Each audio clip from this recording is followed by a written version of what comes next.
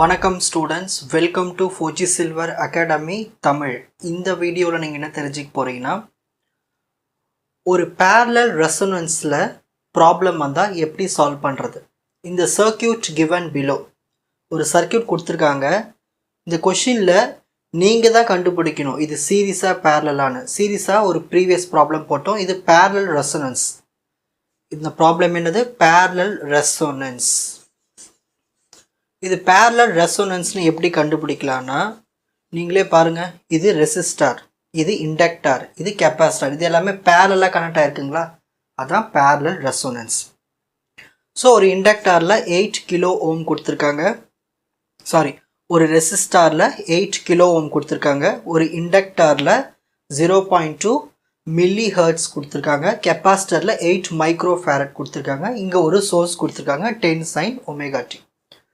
So first ஒரு parallel ரெசோனன்ஸாக இருந்துச்சுன்னா அதுக்கு resonant frequency formula omega equal to 1/√LC, inductor value, capacitor value. So omega equal to 1/√L. Inductor எவ்வளோ இருக்கீங்க? 0.2 into எம்னா மில்லி 10⁻³ இன்ட்டு சி கெப்பாசிட்டருக்கு 8 இன்ட்டு மியூனா 10⁻⁶. ஸோ இதுக்கு நீங்கள் ரூட் எடுத்திங்கன்னா உங்களுக்கு ஆன்சர் வரும். எப்படி அடுத்த ஸ்டெப் சொல்கிறேன் பாருங்கள். இது 0.2 நான் 2 × 10⁻⁻1 எழுதிக்கிறேன். ஸோ 10⁻⁻1 10⁻⁻3 10⁻⁻6 என்னாவும் 10⁻⁻10. இதுலேருந்து ரூட் எடுத்தோம்னா ஒரு 10⁻⁻10 இருக்குது. இதில் வந்து ரூட் எடுத்துட்டோம்னா நம்மளுக்கு என்ன வரும்? 10⁻⁻5 வரும். இந்த 10⁻⁻5 மேலே போயிடும். இப்போ மேலே போயிடுச்சுங்களா? பேலன்ஸ்டாக இருக்குது 2 8s are 16. 16 ரூட் எடுத்தால் 4. ஸோ 1/4யும் இதுலேருந்து 10⁻5லேருந்து நான் 100 மட்டும் தனியாக எடுத்துக்கிறேன்.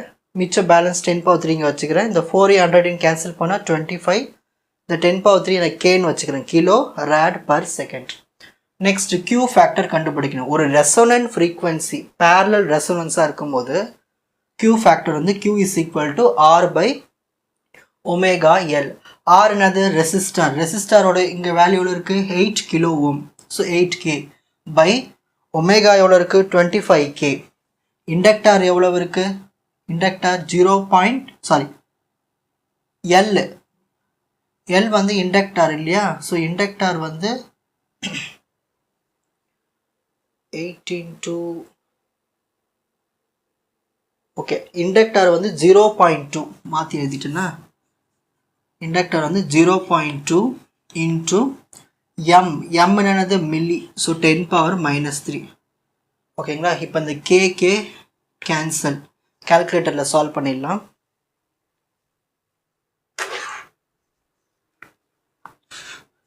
செக் பண்ணிக்கலாம் வேல்யூ.